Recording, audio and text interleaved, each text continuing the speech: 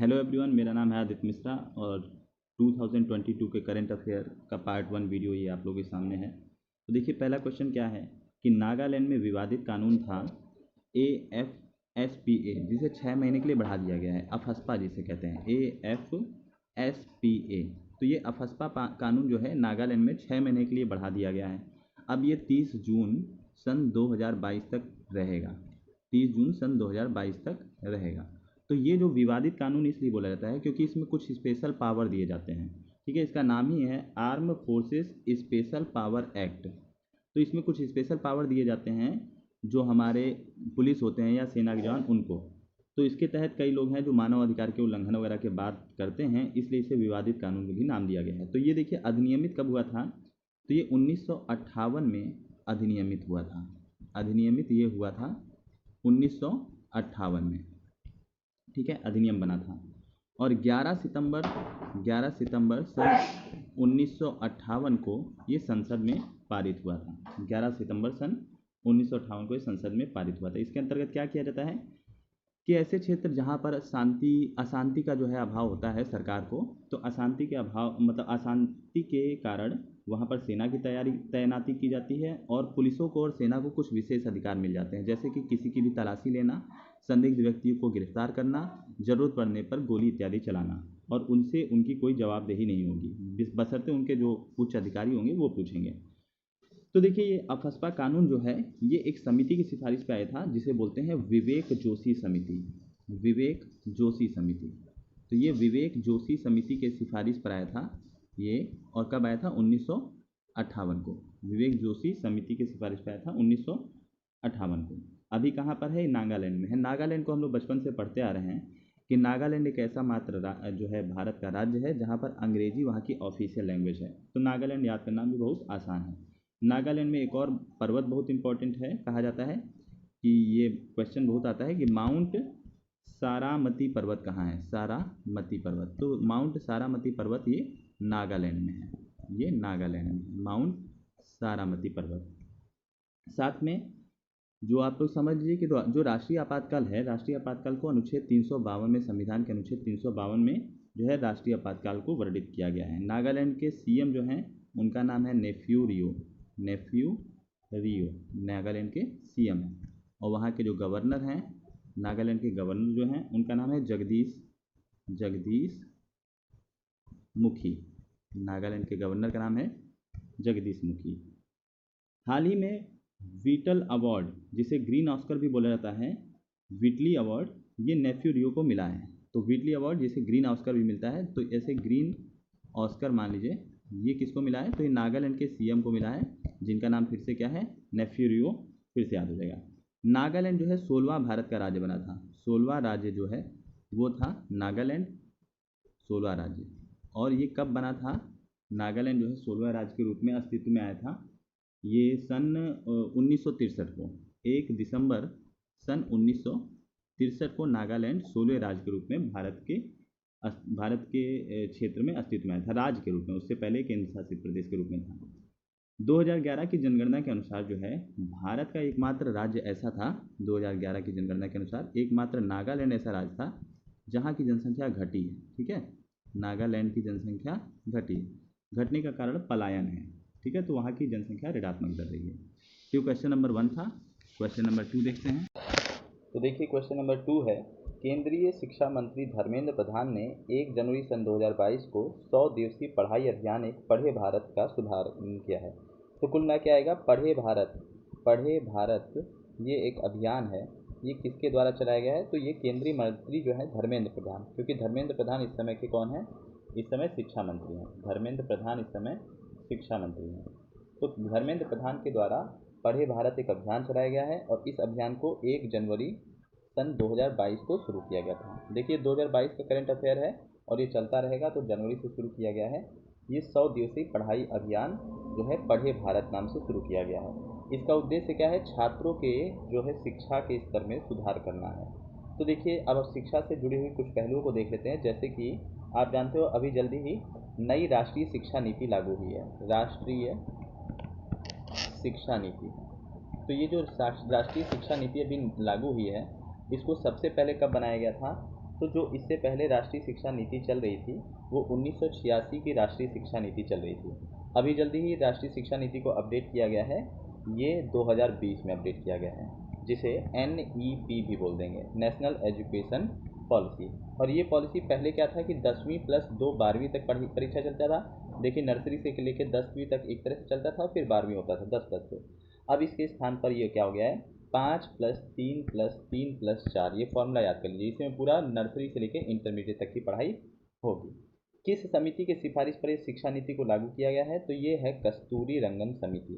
कस्तूरी रंगन समिति, कस्तूरी रंगन समिति की सिफारिश पर ये शिक्षा नीति को लागू किया गया है। ठीक है। और सबसे पहला राज्य कौन सा है, कर्नाटक सबसे पहला राज्य था। कर्नाटक सबसे पहला राज्य था जिसने नई शिक्षा नीति को लागू किया था। कर्नाटक सबसे पहला राज्य था। आधुनिक शिक्षा का मैग्ना कोटा जो कहा जाता है वो वुड्स डिस्पैच को कहा जाता है। आधुनिक शिक्षा का मैग्ना कोटा, मैग्ना कोटा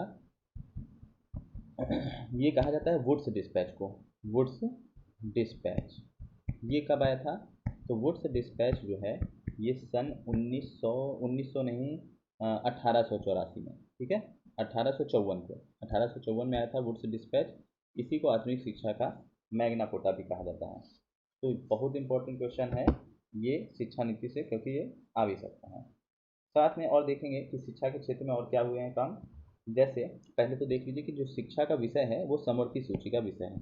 समवर्ती सूची का यानी समवर्ती सूची का मतलब है कि इस पर राज्य सरकार और केंद्र सरकार दोनों ही कानून बना सकती हैं। जैसे कुछ होते हैं राजकीय विश्वविद्यालय होते हैं और कुछ केंद्रीय विश्वविद्यालय होते हैं या विद्यालय होते हैं।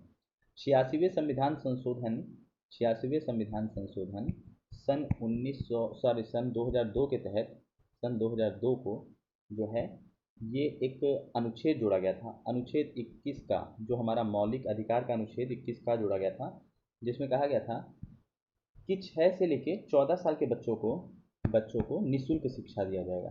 ठीक है, निःशुल्क शिक्षा दिया जाएगा। ये जोड़ा गया था सन 2002 में 86वें संविधान संशोधन के तहत। साथ में जो मौलिक अधिकार हैं, 11वां मौलिक अधिकार, 11वां मौलिक अधिकार जो है इसमें भी शिक्षा की बात की गई है। 11वां मौलिक अधिकार, इसमें भी बोला गया है कि माता पिता का कर्तव्य है कि बच्चों को निःशुल्क शिक्षा दिया जाए। ठीक है, तो देखिए सॉरी मौलिक कर्तव्य, 11वां मौलिक कर्तव्य, और जबकि ये 21 का मौलिक अधिकार है। ठीक है, मौलिक कर्तव्य और मौलिक अधिकार। अब बात करते हैं कि महिलाओं के लिए शिक्षा नीति लागू करने वाला जो है ये महिलाओं के लिए भी इन्हीं दोनों में बात किया जाता है। ठीक है, अब नेक्स्ट क्वेश्चन के बारे में बात करते हैं। तो क्वेश्चन नंबर 3 क्या है, क्वेश्चन नंबर 3 क्या है, इंपॉर्टेंट बात यह है कि हाल ही में महिलाओं के लिए एक नई नीति लागू की गई है सन 2021 में ही। तो ये तमिलनाडु सरकार ने लागू की है, तमिलनाडु सरकार ने इसे लागू की है। इसमें क्या किया जाएगा, तमिलनाडु सरकार ने ये किया है कि जो महिलाएं हैं शिक्षा के क्षेत्र में जहाँ पर भी, तो उनको मार्शल आर्ट की फ्री ट्रेनिंग दी जाएगी। साथ में 33.3% का आरक्षण उन्हें दिया जाएगा जो है कई राजनीतिक पार्टियों में भी, और फ्री कोचिंग वगैरह दी जाएगी, फ्री कोचिंग वगैरह दी जाएगी।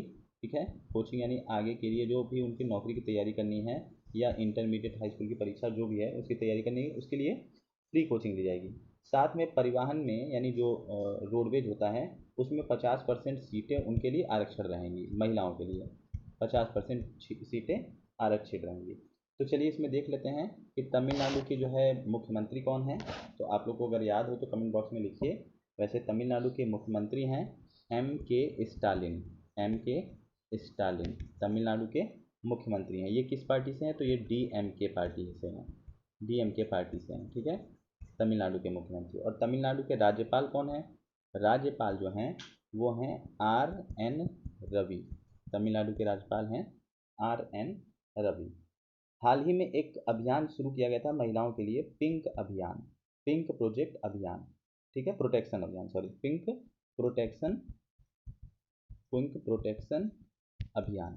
ये कहाँ शुरू किया गया है, तो ये शुरू किया गया है जो है पिंक प्रोटेक्शन अभियान, ये केरल में शुरू किया गया और महिलाओं की सुरक्षा को ध्यान में रखते हुए। एक पंख अभियान भी शुरू किया गया है, पंख PANKH, पंख अभियान शुरू किया गया है, ये मध्य प्रदेश में शुरू किया गया है। ये भी महिलाओं के हित की बात करता है, मध्य प्रदेश में। पंख अभियान मध्य प्रदेश में और पिंक प्रोटेक्शन अभियान केरल में। एक समुद्रयान जो है लॉन्च किया गया है, ये चेन्नई से लॉन्च किया गया है। ठीक है, याद कर लीजिएगा, समुद्रयान। ये आ सकता है कि समुद्रयान कहाँ से लॉन्च किया गया है, तो ये चेन्नई से। चेन्नई कहाँ की कैपिटल है, तो तमिलनाडु की। ठीक है, चेन्नई तमिलनाडु। तमिलनाडु वही जहाँ पे से आर एन रवि गवर्नर हैं और डीएमके पार्टी के एम के स्टालिन जो हैं वहाँ के मुख्यमंत्री हैं। एक और चीज़ है कि कोरोमंडल तट जो है वो तमिलनाडु में है। कोरोमंडल तट तमिलनाडु में है और यहाँ पर जो बारिश होती है वो लौटते हुए मानसून के कारण होती है। जो उत्तर पूर्वी का लौटता हुआ मानसून होता है उसके होता है। एक क्वेश्चन बहुत आता है कि बृहदेश्वर मंदिर कहाँ है। बृहदेश्वर मंदिर, बृहदेश्वर मंदिर ये है तंजावुर में। तंजावुर, ठीक है, तंजावुर में है और ये भी कहाँ पर है, तमिलनाडु में है। तमिलनाडु में है, ठीक। बृहदेश्वर मंदिर तंजावुर तमिलनाडु में। इसको बनवाया किसने था, तो इसको चोल शासक ने बनाया था। चोल शासक जिनका नाम था, चोल शासक जिनका नाम था राजा राज, ठीक है, प्रथम, राजा राज प्रथम। इसी तरह एक और आता है तमिलनाडु से रिलेटेड क्वेश्चन कि पहला वर्टिकल लिफ्ट ब्रिज, पहला जो है vertical lift rail bridge, rail bridge ये कहाँ पर है, तो ये भी तमिलनाडु में है। ये भी तमिलनाडु में है, ठीक है। डुगोंग संरक्षण केंद्र, डुगोंग संरक्षण केंद्र ये भी तमिलनाडु में है। संरक्षण केंद्र ये भी तमिलनाडु में। सब इंपॉर्टेंट क्वेश्चन है, एग्जाम में आता है। पहला खाद्य सुरक्षा संग्रहालय, पहला खाद्य सुरक्षा संग्रहालय ये भी तमिलनाडु में है। संग्रहालय, ठीक है, स्पेलिंग थोड़ी मिस्टेक हो जाती है, देख लीजिएगा आप लोग। तो ये भी कहाँ पर है, तमिलनाडु में है। चलिए नेक्स्ट क्वेश्चन की बात करते हैं। क्वेश्चन नंबर 4, 2 जनवरी सन 2022 को प्रधानमंत्री नरेंद्र मोदी ने जो है मेजर ध्यानचंद खेल विश्वविद्यालय की आधारशिला रखी है। तो ये कहाँ पर है, ठीक है। तो कुल मिला के मेजर ध्यानचंद खेल विश्वविद्यालय। तो इसका जो है 2 जनवरी सन 2022 को नरेंद्र मोदी प्रधानमंत्री जी ने इसकी जो है आधारशिला रखी है। तो ये कहाँ पर है, तो ये उत्तर प्रदेश के मेरठ में है। उत्तर प्रदेश के मेरठ में है, मेरठ जिले में है, ठीक है, मेरठ में है मेजर ध्यानचंद खेल विश्वविद्यालय। तो और भी कुछ इंपॉर्टेंट विश्वविद्यालय की बात कर लेते हैं। राष्ट्रीय खेल विश्वविद्यालय कहाँ है, राष्ट्रीय खेल विश्वविद्यालय, राष्ट्रीय खेल विश्वविद्यालय कहाँ है, तो ये मणिपुर में है। बहुत इंपॉर्टेंट क्वेश्चन है, मणिपुर 7 सिस्टर स्टेट में से है। इसी तरह राष्ट्रीय समुद्री संग्रहालय कहाँ है, राष्ट्रीय समुद्री संग्रहालय ये कहाँ पर है, समुद्री संग्रहालय, तो ये गुजरात में है।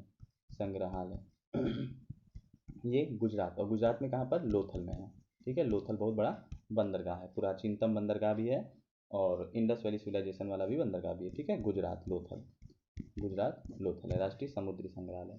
तीसरा है इसमें कि भारतीय विरासत संस्थान। भारतीय विरासत संस्थान कहाँ है, तो भारतीय विरासत संस्थान ये जो है ये है नोएडा यूपी में। नोएडा यूपी। अगर आपको कोई इसका फुल फॉर्म मालूम हो तो करंट अफेयर में लिखिए नोएडा का फुल फॉर्म। चलिए अगला है इसमें कि सिंधु विश्वविद्यालय कहाँ पर है, सिंधु विश्वविद्यालय। तो सिंधु नदी कहाँ से गुजरती है, लद्दाख से। तो सिंधु विश्वविद्यालय कहाँ पर है, लद्दाख में। सिंधु विश्वविद्यालय कहाँ है, लद्दाख में। स्वामी विवेकानंद योग विश्वविद्यालय, स्वामी विवेकानंद योग विश्वविद्यालय ये कहाँ पर है, तो ये लॉस एंजलिस में है। लॉस एंजलिस और USA, United State of America. तो Los Angeles United State of America में क्या है, स्वामी विवेकानंद योग विश्वविद्यालय। इसी तरह एक और बहुत महत्वपूर्ण विश्वविद्यालय है उत्तर प्रदेश का आयुष विश्वविद्यालय, ठीक है, आयुष विश्वविद्यालय। तो आयुष विश्वविद्यालय गोरखपुर में है, ठीक है, गोरखपुर में। आयुष विश्वविद्यालय कहाँ पर है, उत्तर प्रदेश गोरखपुर में। पहला ट्रांसजेंडर विश्वविद्यालय कहाँ पे है, ट्रांसजेंडर विश्वविद्यालय, ठीक है, विश्वविद्यालय ये है कुशीनगर उत्तर प्रदेश में कुशीनगर देवरिया के बगल में है। कुशीनगर उत्तर प्रदेश देवरिया के बगल में। पहला रेल विश्वविद्यालय कहाँ पर है, तो रेल विश्वविद्यालय ये है बड़ौदा, रेल विश्वविद्यालय ये है बड़ोदरा सॉरी बड़ोदरा, और ये बड़ोदरा कहाँ पर है? गुजरात में है, बड़ोदरा गुजरात। अगला है इसमें कि नालंदा विश्वविद्यालय की स्थापना किसने की थी, और नालंदा विश्वविद्यालय है कहाँ? तो नालंदा विश्वविद्यालय जो है ये आप लोग को मालूम होगा, नालंदा विश्वविद्यालय तो बिहार में है, बिहार में। और इसकी स्थापना किसने की थी? कुमारगुप्त ने की थी, कुमारगुप्त ने। सबसे प्राचीनतम विश्वविद्यालय कौन सा है?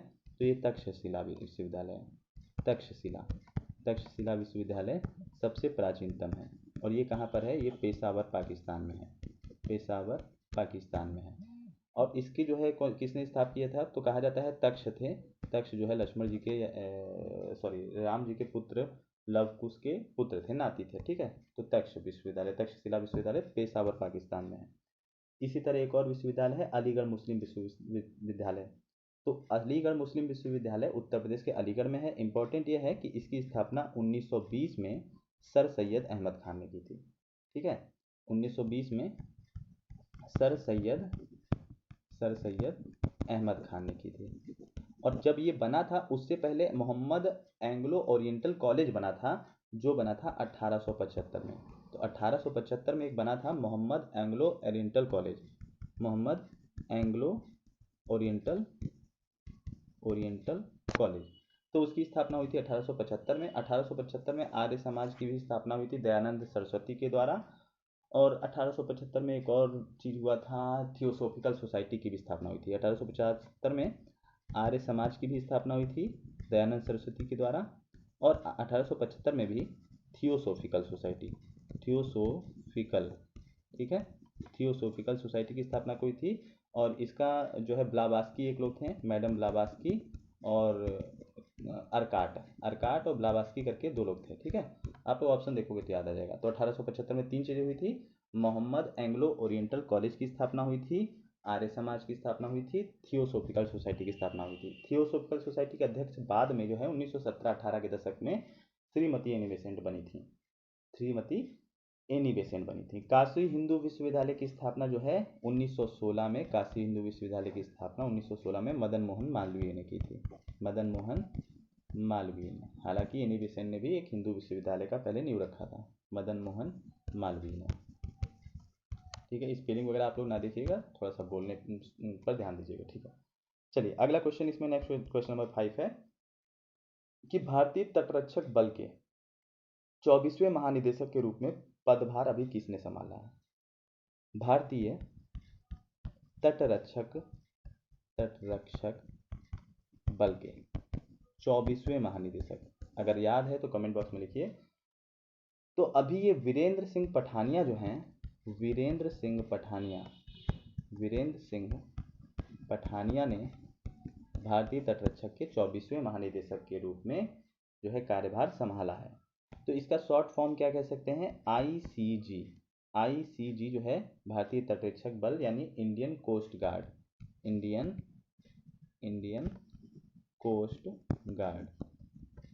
कोस्ट गार्ड का जो है ये 24वें महानिदेशक बने हैं, जिनका नाम है वीरेंद्र सिंह पठानिया। और इंडियन कोस्ट गार्ड को किस समिति की सिफारिश पर गठित किया गया था? तो रुस्तम जी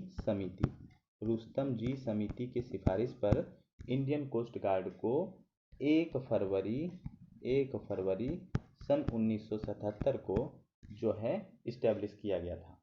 तो देख लेते हैं कुछ इंपॉर्टेंट महानिदेशकों के बारे में, कौन कौन है। तो देखिए सबसे पहले हम देखते हैं बीएसएफ के महानिदेशक। बीएसएफ क्या है? बॉर्डर सिक्योरिटी फोर्स, और इनके महानिदेशक हैं पंकज कुमार। बीएसएफ के महानिदेशक हैं पंकज कुमार। दूसरा है सीआरपीएफ यानी central reserve police force, CRPF के महानिदेशक कौन है? तो ये हैं कुलदीप सिंह। सीआरपीएफ के महानिदेशक हैं कुलदीप सिंह। सीआईएसएफ के महानिदेशक कौन है? सीआईएसएफ के महानिदेशक हैं सीआईएसएफ के सीलवर्धन सिंह। सीआईएसएफ के महानिदेशक हैं सीलवर्धन सिंह। और सीआईएसएफ का जो है फुल फॉर्म है central industrial security force. CISF का फुल फॉर्म है central industrial security force. ITBP के कौन है? आईटीबीपी के महानिदेशक हैं संजय अरोड़ा। संजय अरोड़ा, संजय अरोड़ा जो हैं आईटीबीपी के महानिदेशक हैं। आईटीबीपी का फुल फॉर्म है Indo Tibetan border police, Indian Indo Tibetan border police, SSB, सीमा सुरक्षा बल, सीमा सुरक्षा बल, सॉरी सशस्त्र सीमा बल, सशस्त्र सीमा बल एसएसबी के जो है महानिदेशक हैं वो संजय अरोड़ा ही हैं। इनको अतिरिक्त कार्यभार दिया गया है, अतिरिक्त कार्यभार दिया गया है, मतलब इनको एक्स्ट्रा ड्यूटी दिया गया है तो एसएसबी के। इसी तरह असम राइफल, असम राइफल के महानिदेशक कौन हैं? तो असम राइफल के महानिदेशक हैं प्रदीप चंद्रन नैयर। प्रदीप चंद्र नैयर जो हैं वो असम राइफल के महानिदेशक हैं, असम राइफल के महानिदेशक हैं। एनडीआरएफ देखिए, एनडीआरएफ की स्थापना हुई थी सन 2005 में, जब काफ़ी ज़्यादा जो है प्राकृतिक आपदाओं से निपटने के लिए एनडीआरएफ की स्थापना हुई थी। और एनडीआरएफ के जो है फुल फॉर्म है नेशनल डिजास्टर रिस्पांस फोर्स, और इसकी स्थापना जो है 2005 में हुई थी प्राकृतिक आपदा से जूझने और उनसे संभलने के लिए। और इसके महानिदेशक हैं अतुल करवाल। अतुल करवाल जो हैं एनडीआरएफ के महानिदेशक हैं। बीआरओ के महानिदेशक हैं border road organisation Rajiv Chaudhary.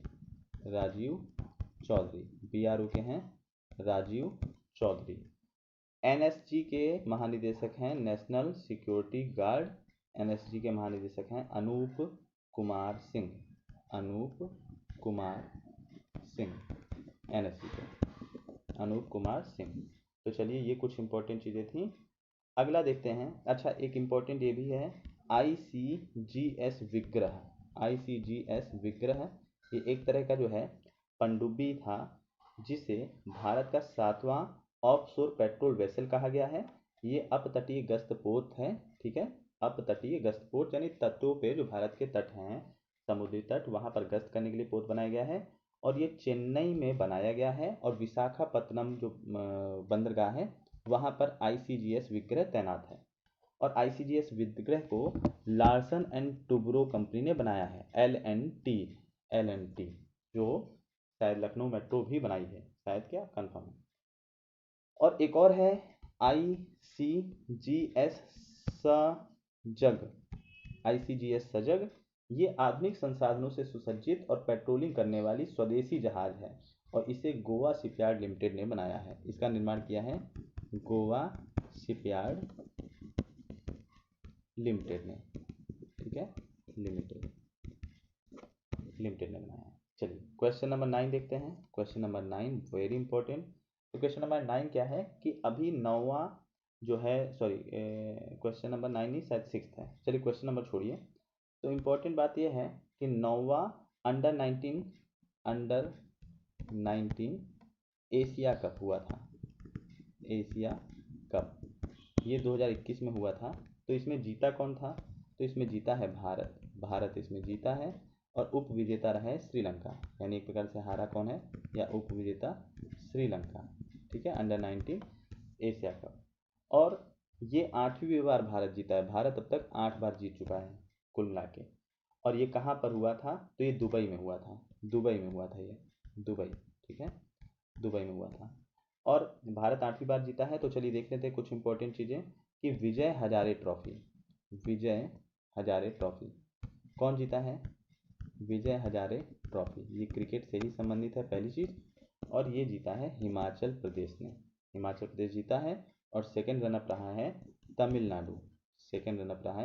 Tamil Nadu, दूसरा है सैयद मुश्ताक अली ट्रॉफी, सैयद मुश्ताक अली ट्रॉफी इसको जीता है, ये भी 2021 में हुआ था। तमिलनाडु इसमें जीता है। और सेकंड रनअप रहा है, मतलब जो द्वितीय स्थान पर आया है जिससे तमिलनाडु जीता है वो है कर्नाटक, ठीक है, कर्नाटका। फिर नेक्स्ट है इसमें कि रणजी ट्रॉफी, हाल ही में रणजी ट्रॉफी का जो है स्थगन कर दिया गया था। तो 87 साल बाद ऐसा हुआ था कि रणजी ट्रॉफी को स्थगित किया गया था भारत में? 87 साल बाद रणजी ट्रॉफी को स्थगित किया गया था। ठीक है, तो रणजी ट्रॉफी स्थगित कर दिया गया, क्वेश्चन आ सकता है। तो भारत और श्रीलंका के बीच में एक युद्ध अभ्यास होता है, युद्ध अभ्यास भी होता है और साथ में एक संसद मैत्री संघ होता है। तो संसद मैत्री संघ, ठीक है, ये किसके किसके बीच होता है? तो संसद मैत्री संघ ये भारत और श्रीलंका के बीच होता है, भारत और श्रीलंका के बीच में होता है। ठीक है, संसद मैत्री संघ। साथ में और क्वेश्चन आ सकता है कि मित्र शक्ति युद्ध अभ्यास, मित्र शक्ति युद्ध अभ्यास ये किसके बीच होता है? तो मित्र शक्ति युद्ध अभ्यास ये भारत और श्रीलंका के बीच में होता है, श्रीलंका के बीच में मित्र शक्ति। साथ में एक और आता है कि सिलीनेक्स, सिलीनेक्स, सिलीनेक्स युद्ध अभ्यास किसके किसके बीच होता है? सिलीनेक्स युद्ध अभ्यास ये होता है, ये भी भारत और श्रीलंका के बीच में होता है, भारत प्लस श्रीलंका। ठीक है, सिलीनेक्स युद्ध अभ्यास भारत और श्रीलंका के बीच में होता है। मित्र शक्ति भी भारत और श्रीलंका के बीच में होता है। संसद मैत्री संघ भारत और श्रीलंका के बीच में होता है। हाल ही में 2021 में एक खाद्य आपातकाल की घोषणा की गई थी, खाद्य आपातकाल। तो खाद्य आपातकाल की घोषणा करने वाला देश था हाल ही में 2021 में श्रीलंका। तो श्रीलंका में खाद्य आपातकाल की घोषणा की गई थी। जलवायु आपातकाल की घोषणा करने वाला पहला देश कौन है? पहला देश जिसने जलवायु आपातकाल की घोषणा की तो वो था ब्रिटेन। ठीक है, पहला देश जलवायु आपातकाल की घोषणा किया तो ये कौन सा देश था? ये था ब्रिटेन। ठीक है, ब्रिटेन, ब्रिटेन। जलवायु आपातकाल की घोषणा करने वाला पहला देश कौन सा है? ब्रिटेन। चलिए अगला क्वेश्चन देखते हैं, क्वेश्चन नंबर 7 या फिर नेक्स्ट क्वेश्चन आप बोलिए क्योंकि इधर उधर हो जाएंगे। तो मिसेस इंडिया गैलेक्सी अवार्ड 2021 किसे मिला है? मिसेस इंडिया गैलेक्सी अवार्ड ये किसे मिला है 2021 का? तो ये मिला है, मिसेस इंडिया गैलेक्सी अवार्ड 2021 का मिला है डॉक्टर निकिता सोकल, डॉक्टर निकिता सोकल। क्यों मिला है इन्हें? तो इन्हें मिला है समाज में महिलाओं की स्थिति मजबूत करने के लिए। डॉक्टर निकिता सोकल को मिसेस इंडिया गैलेक्सी अवार्ड मिला है समाज में महिलाओं की स्थिति को जो है और भी ज़्यादा स्ट्रॉन्ग करने के लिए। इसी तरह क्वेश्चन आ सकता है मिस यूनिवर्स 2021 किसे मिला है? ठीक है, तो मिस यूनिवर्स 2021 ये मिला है हरनाज संधू को, हरनाज संधू को। मिस यूनिवर्स 2021 हरनाज संधू को। रामानुजम पुरस्कार गणित के क्षेत्र में दिया जाता है, रामानुजम पुरस्कार 2021 ये किसे दिया है? प्रोफेसर नीना गुप्ता को, प्रोफेसर नीना गुप्ता को दिया गया है रामानुजम पुरस्कार 2021। Global entrepreneur of the year, global entrepreneur of the year 2021 ये पुरस्कार मिला है कुमार मंगलम बिरला को, कुमार मंगलम बिरला को। ये global entrepreneur of the year 2021 मिला है। ठीक है, चलिए अब अगला देखते हैं कि global digital innovation of the year, global लिख ही देते हैं, global digital innovation of the year. ठीक है, इनोवेशन ऑफ द ईयर ये किसे मिला है? ये मिला है OP Jindal global university Haryana, OP Jindal global university Haryana, ठीक है, को मिला है। चलिए अगला क्वेश्चन देखते हैं, बहुत important question, right to P, right to P. तो पी का मतलब होता है वॉशरूम यूज करना। तो राइट टू पी अभियान ये शुरू किया गया है, राइट टू पी अभियान ये महाराष्ट्र में शुरू किया गया है, महाराष्ट्र। ठीक है, राइट टू पी अभियान ये महाराष्ट्र में शुरू किया गया है। महाराष्ट्र में भी कौन सी जगह है? नागपुर। ठीक है, नागपुर, वहीं जहाँ विश्व हिंदू सम्मेलन का प्रथम सम्मेलन हुआ था। ठीक है, तो राइट टू पी अभियान नागपुर में शुरू किया गया है और इसका उद्देश्य क्या है कि स्वच्छ एवं सुलभ सामुदायिक शौचालय जो है प्रोवाइड कराना, खासकर महिलाओं के लिए स्वच्छ एवं सुलभ सामुदायिक शौचालय प्रोवाइड कराना। तो बात करते हैं कुछ और इम्पोर्टेंट योजनाओं के बारे में, जैसे मिशन वात्स्यायल, ठीक, मिशन वात्सल्य, ये महाराष्ट्र सरकार के द्वारा शुरू किया गया था। और महाराष्ट्र सरकार के द्वारा क्यों किया गया था? क्योंकि जो महिलाएं अपने पति को कोविड-19 के दौरान खो दी हैं, उनके मदद के लिए एक कवच कुंडल अभियान शुरू किया गया था। कवच कुंडल अभियान, ये भी महाराष्ट्र सरकार के द्वारा, ठीक है, कवच कुंडल अभियान महाराष्ट्र सरकार के द्वारा। और इसमें क्या था? टीकाकरण को और भी लोगों तक पहुंचाना और टीकाकरण का जो है तेजी करना, टीकाकरण के लिए लोगों को जागरूक इत्यादि करने के लिए। तो बात करते हैं कि यहाँ के चीफ मिनिस्टर कौन है? तो उद्धव ठाकरे हैं। उद्धव ठाकरे यहाँ के चीफ मिनिस्टर हैं। कहाँ के? तो महाराष्ट्र के। और भगत सिंह कोश्यारी यहाँ के गवर्नर हैं। गवर्नर कौन है? भगत सिंह कोश्यारी। भगत सिंह कोश्यारी यहाँ के गवर्नर हैं। उत्तर प्रदेश के बाद सर्वाधिक अगर लोकसभा सीटें कहीं पर हैं तो 48 लोकसभा सीटें हैं, और ये महाराष्ट्र में ही हैं। लोकसभा की सीटें हैं और ये कहाँ पर है? महाराष्ट्र में ही है। बीबी का मकबरा ये भी महाराष्ट्र में है। बीबी का मकबरा ये भी महाराष्ट्र में है। और ये ताजमहल की एक नकल की गई है जो बहुत ही भद्दी नकल है।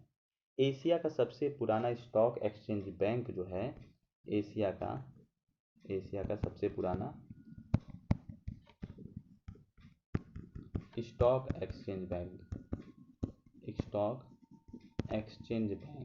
तो ये कहाँ पर है?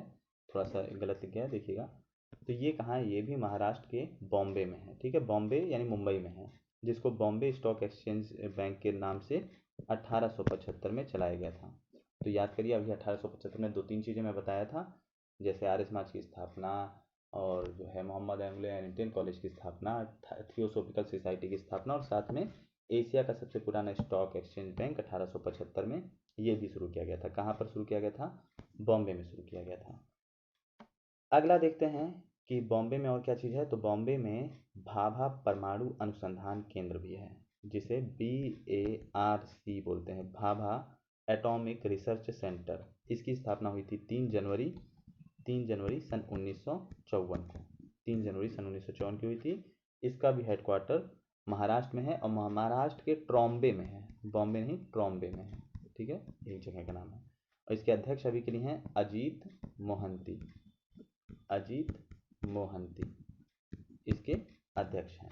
लोनार झील जो है, लोनार झील ये भी बॉम्बे में ही है। लोनार झील कहाँ है? सॉरी, महाराष्ट्र में है, ठीक है, महाराष्ट्र में। लोनार झील महाराष्ट्र में है। कोयना बांध और कोयना नदी, कोयना ये भी महाराष्ट्र में है, महाराष्ट्र, ठीक है, कोयना।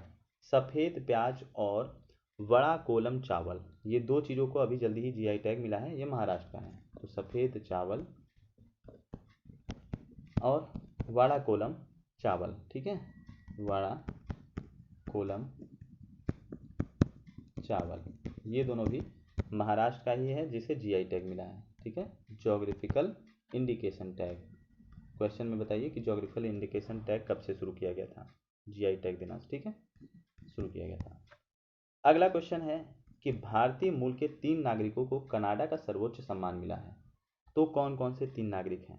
कनाडा का सर्वोच्च सम्मान मिला है, भारतीय मूल के 3 नागरिक हैं। वो कौन कौन से नागरिक हैं? तो पहले हैं डॉक्टर वेंकटम अय्यर लक्ष्मण, वेंकटम अय्यर लक्ष्मण, एक इन्हें मिला है, ये वैज्ञानिक थे। एक नवजीत सिंह ढिल्लो को मिला है, ये क्या हैं? ये कारोबारी हैं। डॉक्टर प्रदीप मर्चेंट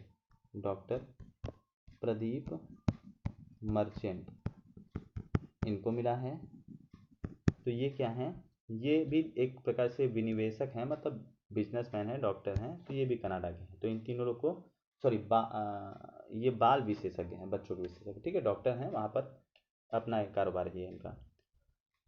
तो ये 3 चीज़ें हैं कि इन तीनों लोग को कनाडा का सर्वोच्च नागरिक सम्मान मिला है, क्योंकि कनाडा में रह के और कनाडा के ही लोगों के लिए या फिर समाज के लोगों के लिए बहुत अच्छे काम किए हैं इन्होंने, जिसे बोलते हैं ऑर्डर ऑफ कनाडा। यानी उस ग्रेटेस्ट पुरस्कार को क्या बोलते हैं? Order of Canada.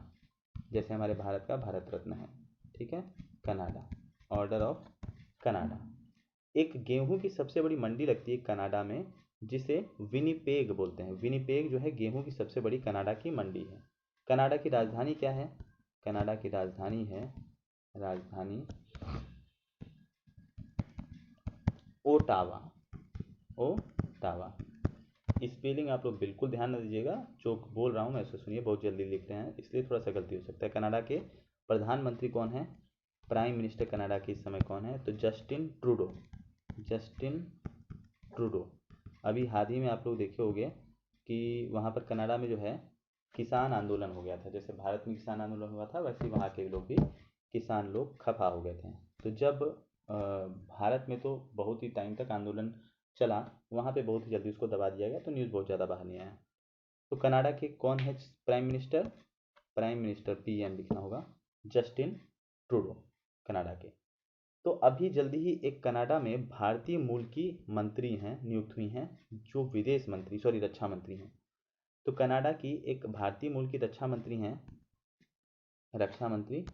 जिनका नाम है अनीता आनंद। ये भारतीय मूल की हैं और कनाडा में रक्षा मंत्री के पद पर हैं, ठीक है। आनंद भारतीय मूल की हैं और कनाडा में रक्षा मंत्री के पद पर हैं, चुनाव जीत के आई हुई अनीता आनंद, ठीक है। अथावास्का झील ये कनाडा में है। अथावास्का झील ये कहाँ पर है? तो अथावास्का झील ये है कनाडा में, ठीक, कनाडा में। और यहाँ पर कनाडा में ही अथावास्का झील के पास यूरेनियम का सबसे ज़्यादा भंडार पाया जाता है। यूरेनियम का भंडार पाया जाता है, सबसे ज़्यादा नहीं, यूरेनियम का भंडार पाया जाता है, अच्छा खासा पाया जाता है, ठीक है, भंडार मिलता है। मॉन्ट्रियल प्रोटोकॉल बहुत इंपॉर्टेंट है, ठीक है। मॉन्ट्रियल प्रोटोकॉल ये कनाडा से संबंधित है, प्रोटोकॉल। इसको 16 सितंबर सन 1987 में कनाडा में बनाया गया था। ये ओजोन परत के जो है क्षरण से संबंधित था। और इसमें क्या हुआ था, इसीलिए 16 सितंबर को ओजोन दिवस भी मनाया जाता है, ओजोन दिवस, क्योंकि पहली बार ओजोन क्षरण से संबंधित कोई काम किया गया था। 16 सितंबर को ओजोन दिवस मनाया जाता है। और ओजोन जो है वो क्लोरोफ्लोरोकार्बन की वजह से सबसे ज़्यादा फैलता है। क्लोरोफ्लोरोकार्बन रेफ्रिजरेटर, AC वगैरह से सबसे ज़्यादा निकलता है।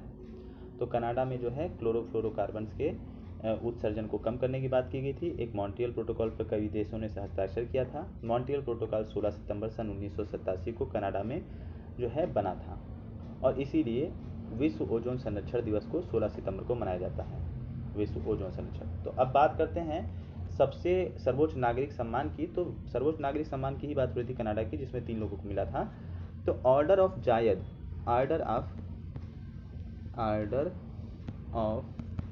जायद पुरस्कार, ये पुरस्कार UAE यानी संयुक्त अरब अमीरात, UAE संयुक्त अरब अमीरात का सर्वोच्च नागरिक सम्मान है, और हाल ही में ये प्रधानमंत्री नरेंद्र मोदी जी को दिया गया है।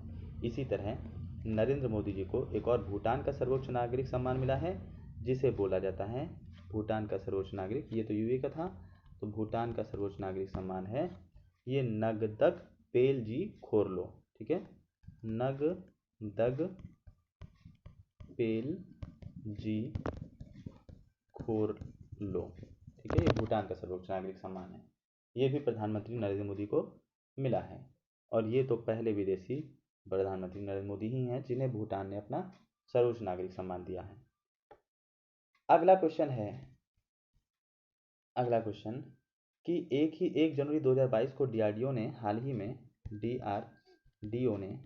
ही में अपना 64वां स्थापना दिवस मनाया। 64वां स्थापना दिवस मनाया 1 जनवरी सन 2022 को। तो DRDO का फुल फॉर्म क्या है?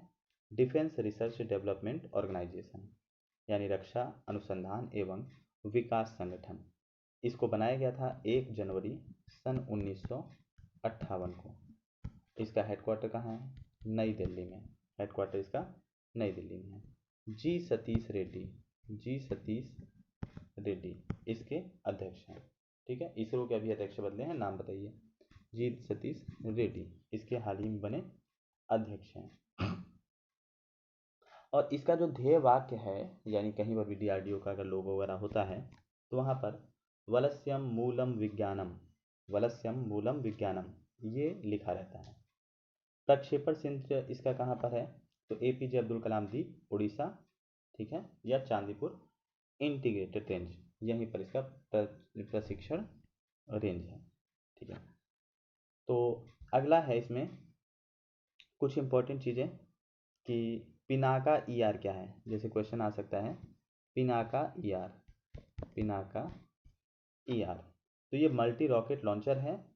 ये 44 सेकेंड में 72 रॉकेट तक लॉन्च कर सकता है। पिनाका ईआर एक मल्टी रॉकेट लॉन्चर है।